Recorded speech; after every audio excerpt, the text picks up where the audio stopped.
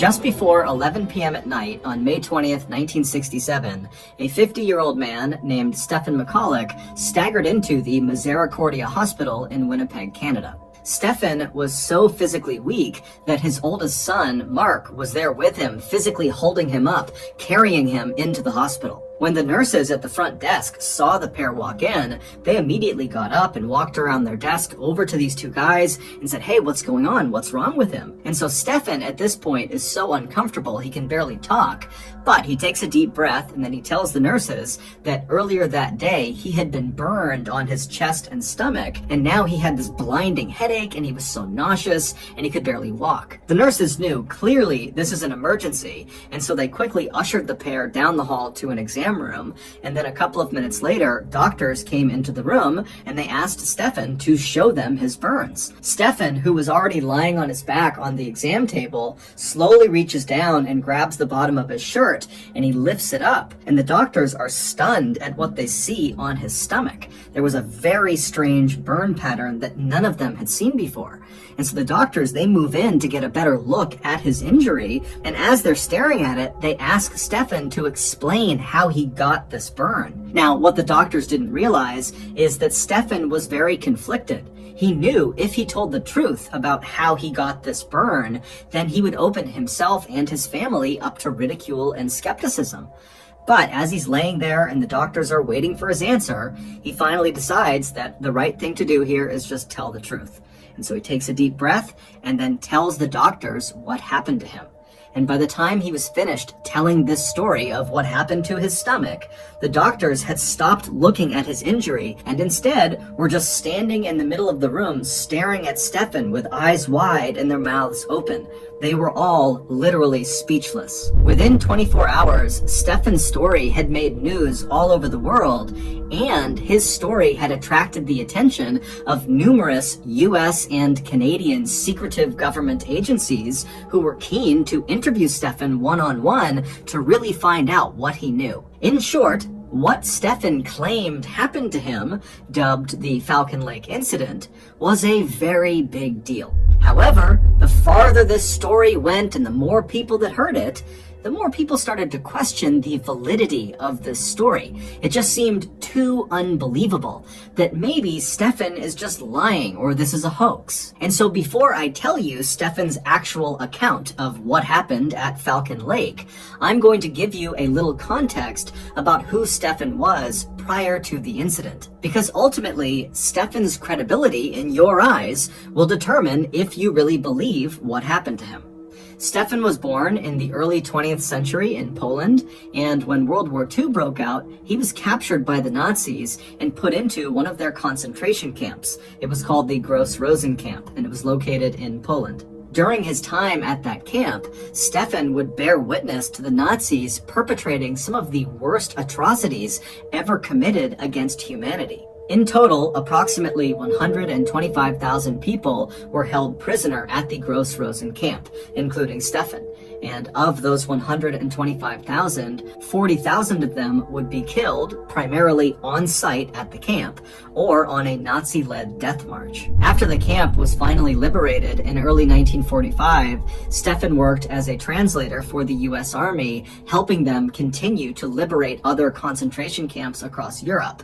But by 1946, Stephen was ready to leave Europe and start a new life somewhere else and put World War II behind him. And so he and his wife, who also was held in a concentration camp during World War II, fled Poland with their 3 young kids and resettled in Winnipeg, Canada. And for the next 20 years, the McCullochs lived a very peaceful life. Stephen would find work as a mechanic at a cement factory, and his wife and his kids would make many friends and fall in love with the Winnipeg community. However, the McCullochs' life would take a sudden turn for the worst on May 20th, 1967. That was the day of the Falcon Lake incident. Stephen was a very passionate amateur prospector. A prospector is someone who searches the earth for mineral deposits, usually gold or silver. Stephen would spend much of his off time traveling all over Canada to different wilderness areas to basically hike around the forests and up over the mountains, stopping to hack into the earth with his pickaxe in hope of discovering treasures underneath the surface.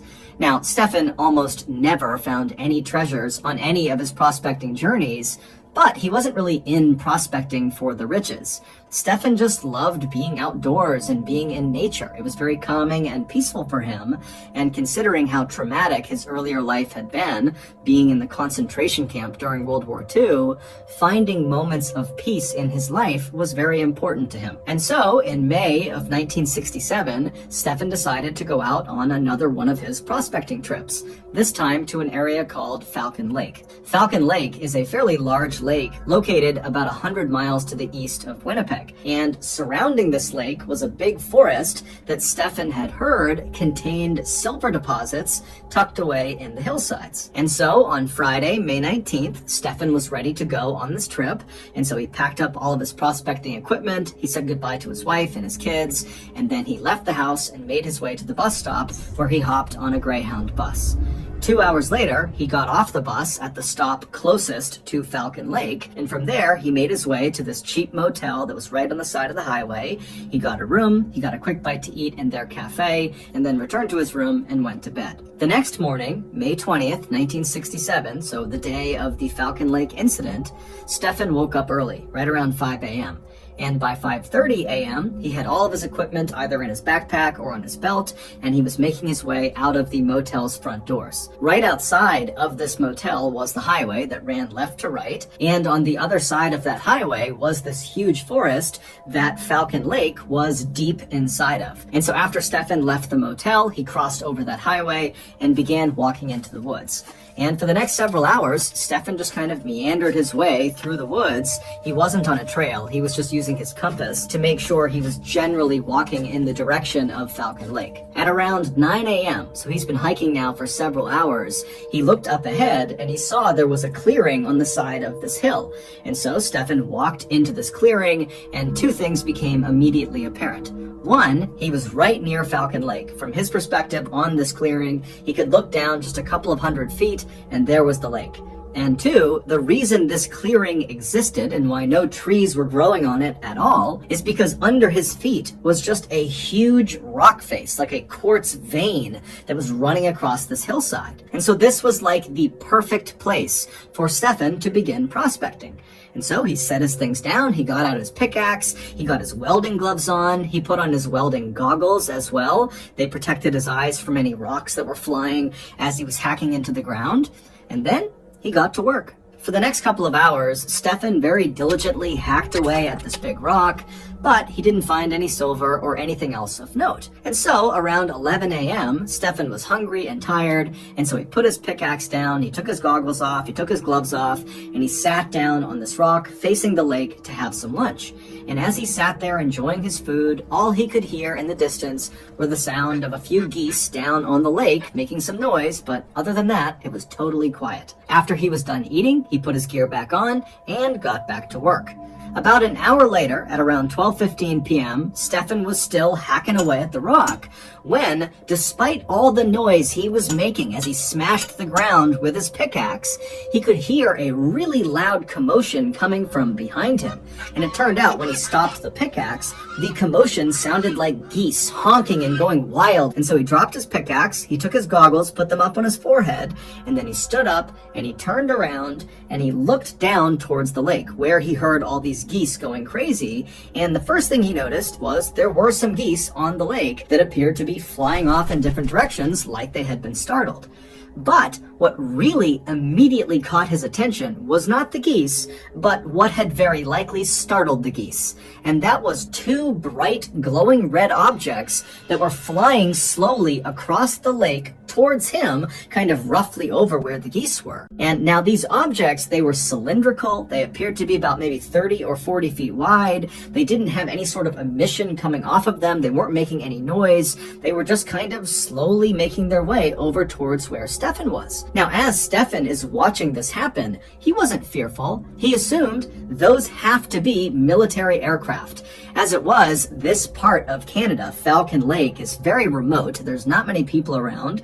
And so, logically, it made sense that perhaps there's a military that's doing training exercises in this area. And so, feeling much more intrigued than fearful, Stefan just continued to watch as these red aircraft got closer and closer to his side of the lake. And then, when these two craft were about 200 feet away from where Stefan was standing, they came to a stop, and they were just hovering in the air, and then one of the craft suddenly turned orange and began going up into the clouds, and then at some point just vanished. And then the other craft, instead of going up, just continued descending very slowly, now very clearly towards this open rock face that Stefan was standing on. Now again, Stefan was totally convinced that these were military aircraft, conducting some sort of exercise, and so he's not fearful. He is just intrigued by what he's seeing. And in fact, by this point, he had convinced himself that this second aircraft that was now coming down to land on these rocks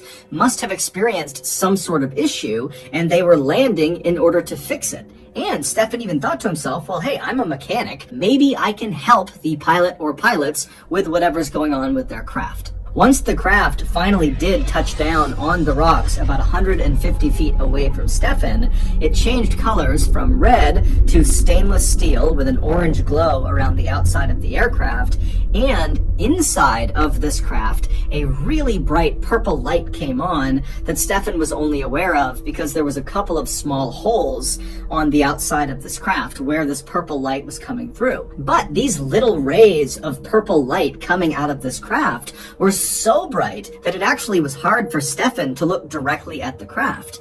And so his welding goggles were still on his forehead, so he pulled them down, put them over his eyes, and his welding goggles had a kind of tint to them, so it was like he was looking through sunglasses, and with those on, he was able to continue looking at the craft. And so through his goggles, Stefan is still just standing in the same spot where he first saw these craft, and he's watching this craft that's now landed 150 feet away from him, and he's fully expecting any minute for the pilot or pilots to come out of the craft and explain what's going on. But at first, nothing happens. And so Stefan is just standing there waiting for something to happen when he realizes he has his sketchbook in his pocket. Stefan liked to bring his sketchbook along on his prospecting trips because he liked to sketch things. And so he figured while he waited for the pilot or pilots to emerge, he would sketch the craft. And so for the next couple of minutes, that's what he did.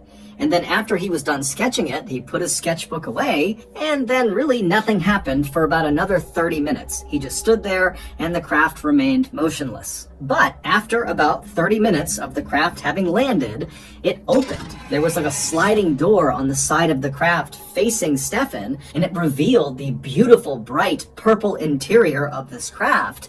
But from Stefan's perspective, because of how bright the lights were and how far away he was, he couldn't tell what was inside of the craft.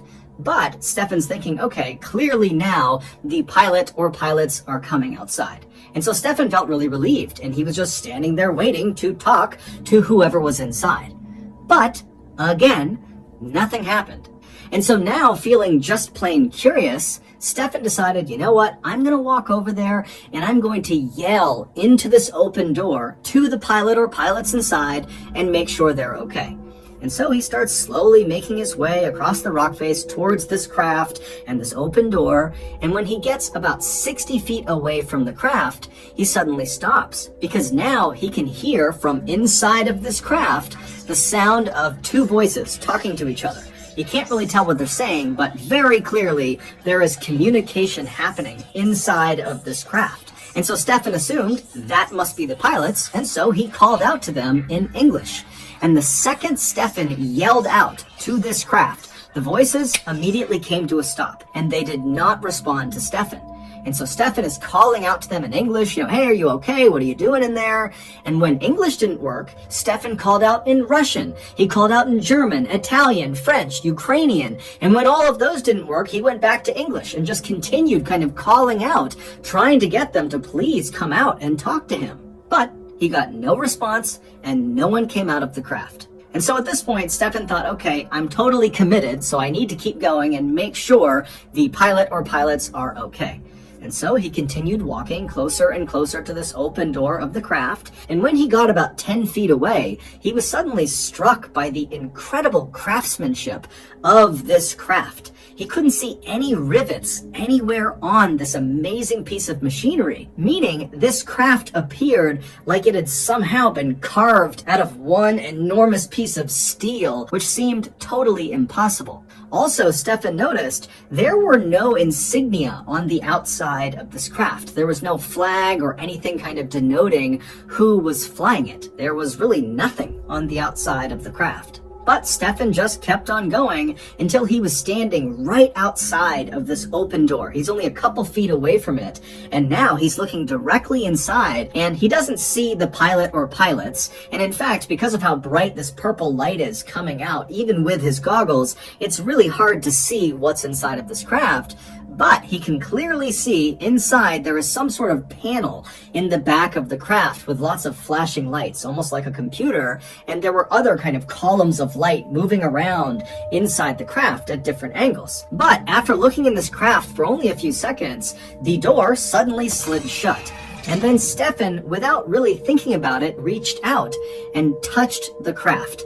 And the second he did that, two things happened. One, the hand that he touched the craft with, he was wearing a big welding glove, and the second he made contact with that craft, the leather glove began to melt. Not even catch on fire, it just instantly began to melt. And so he began frantically ripping the glove off to get it off of him to avoid injury. And then the second thing that happened is the craft began rotating counterclockwise until this vent that was on the outside of the craft, one of the very few things that was on the outside of the craft that actually Stefan had noted in his sketch. He had drawn this grate that sat on the outside of the craft.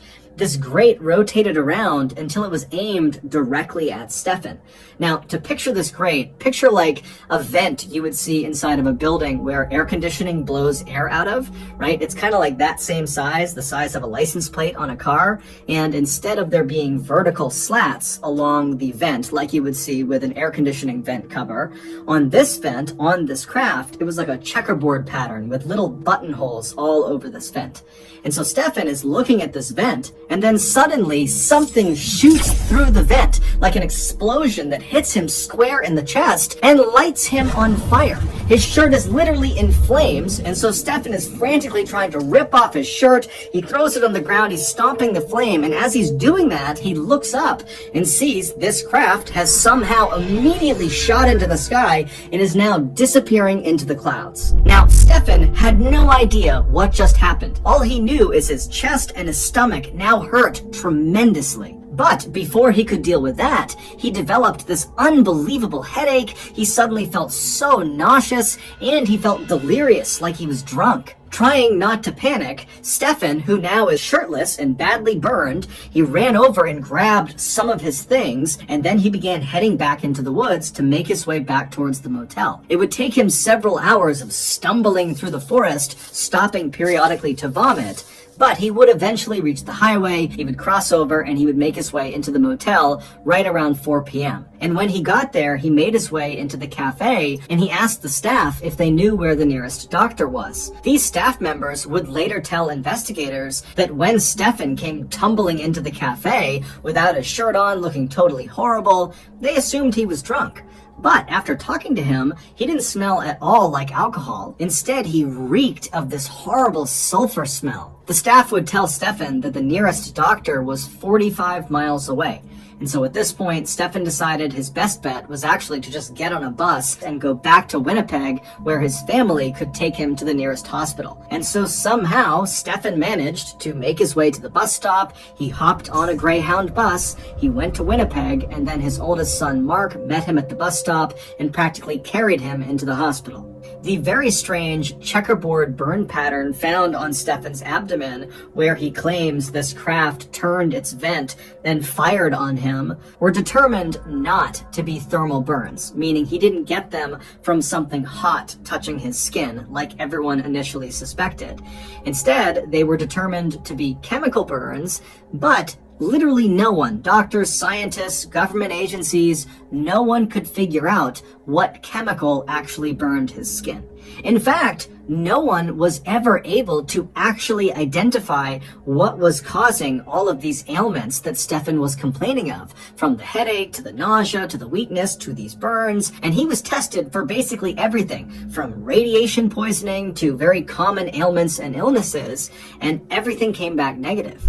Experts would go out to Falcon Lake, to the area that Stefan described seeing this craft, and sure enough, they would find an open rock face, and right around the area that Stefan described was this circular burn pattern, as if something had been perched right there that shot some sort of exhaust into the ground, and the area around this landing site was determined to be highly radioactive. Although it is assumed that the reason that area is radioactive is because there is a vein of radium that runs underneath the rocks near the area. However, what no one could explain away were the 3 identical pieces of what looked like metal, which actually turned out to be a very rare type of silver, that were located near this burn circle. Now, even though the Falcon Lake area was known apparently for having silver deposits up in the hillsides, this silver, these 3 pieces of silver, were not from the hillsides of Falcon Lake. This silver was heavily manufactured.